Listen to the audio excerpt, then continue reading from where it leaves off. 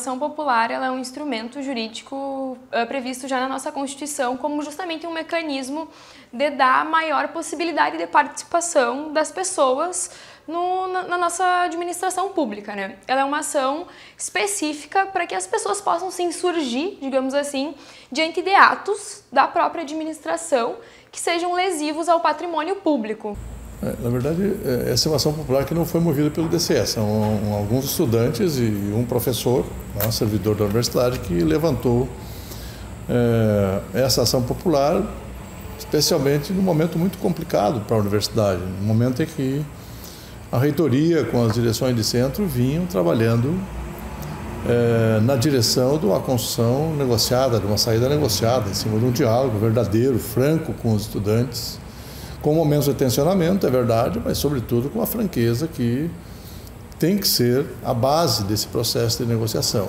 O nosso entendimento, a ação popular era um meio inadequado, a gente fez a defesa, a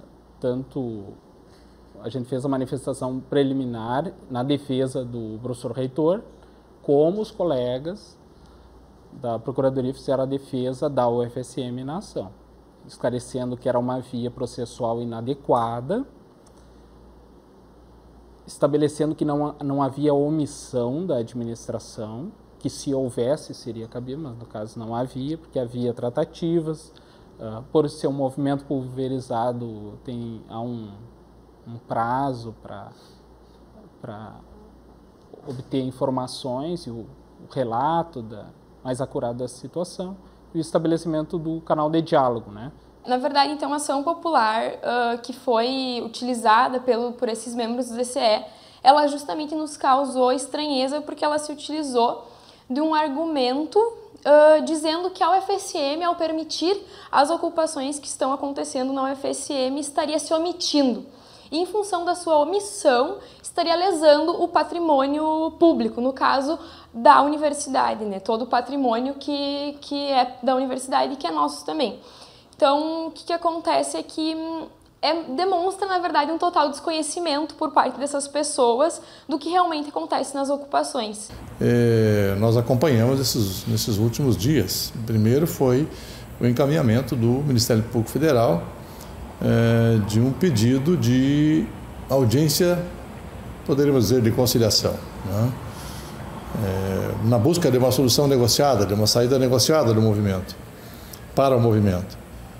Nós tivemos 2 encontros nessa direção, nesse sentido. E depois, esgotada a continuidade da fase da negociação, aquela fase inicial, a Advocacia Geral da União entrou com o encaminhamento de uma solicitação de reintegração de posse.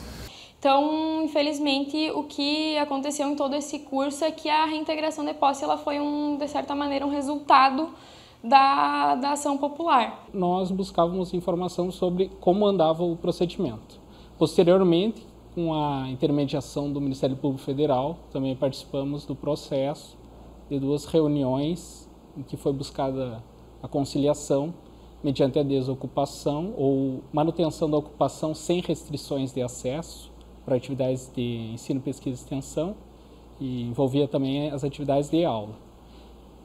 Essa proposta inicial não foi aceita, então foi formulada a proposta de desocupação de 4 prédios estratégicos que foram considerados para a continuidade das atividades acadêmicas, e igualmente não foi aceita e foi sinalizado pelo término da tentativa de conciliação extrajudicial.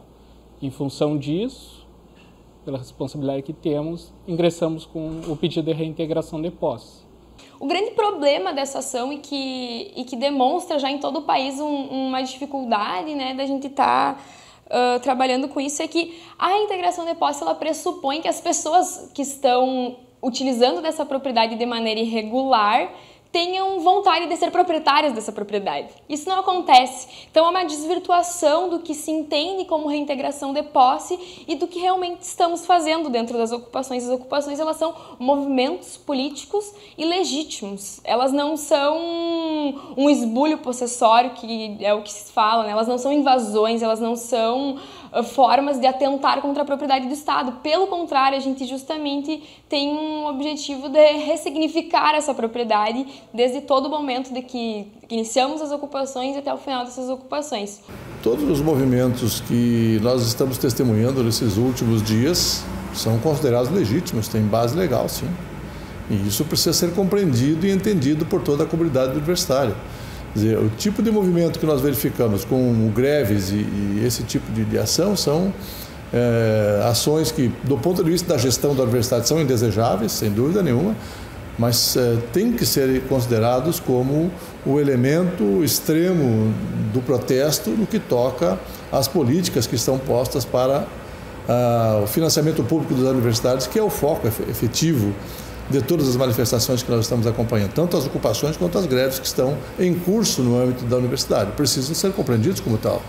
Seria um método legítimo se não houvesse restrições de acesso ou tentativa do movimento de se imiscuir no controle de acesso a prédios públicos.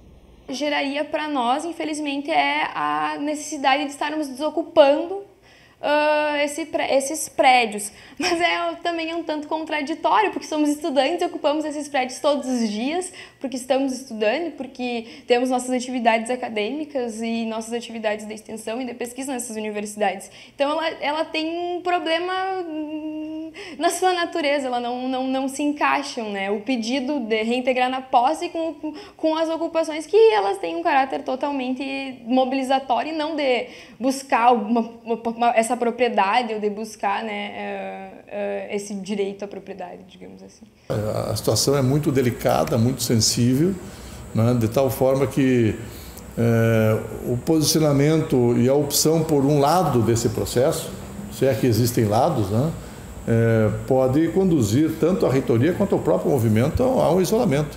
E esse cuidado nós estamos tendo, de buscar o diálogo e a construção entre as diferentes visões sobre este momento, para que possamos ter a contínua capacidade de diálogo e intermediação para o caminho de uma solução adequada para o ambiente acadêmico, adequada para a continuidade das ações da universidade pública, gratuita, de qualidade, que é o desejo de todos nós.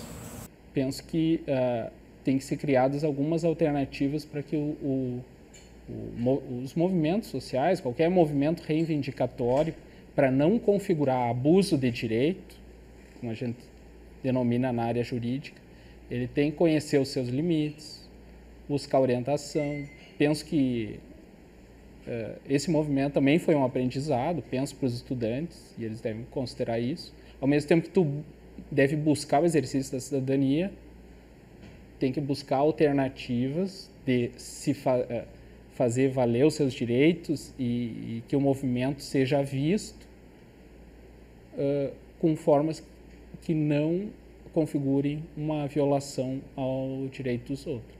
Essas ações, esses recursos jurídicos que estão sendo utilizados contra essas novas formas de expressão da própria juventude, dessas formas de expressão dos estudantes e das estudantes, elas vão tentar achar uma brecha na própria legislação para nos criminalizar. O que acontece? Como eu expliquei, a ação popular e a reintegração de posse, elas não são cabíveis fielmente, ou elas não têm cabimento jurídico e legal para esses casos, porque a gente não está lesando o patrimônio público, a gente não está atentando contra o patrimônio público, que são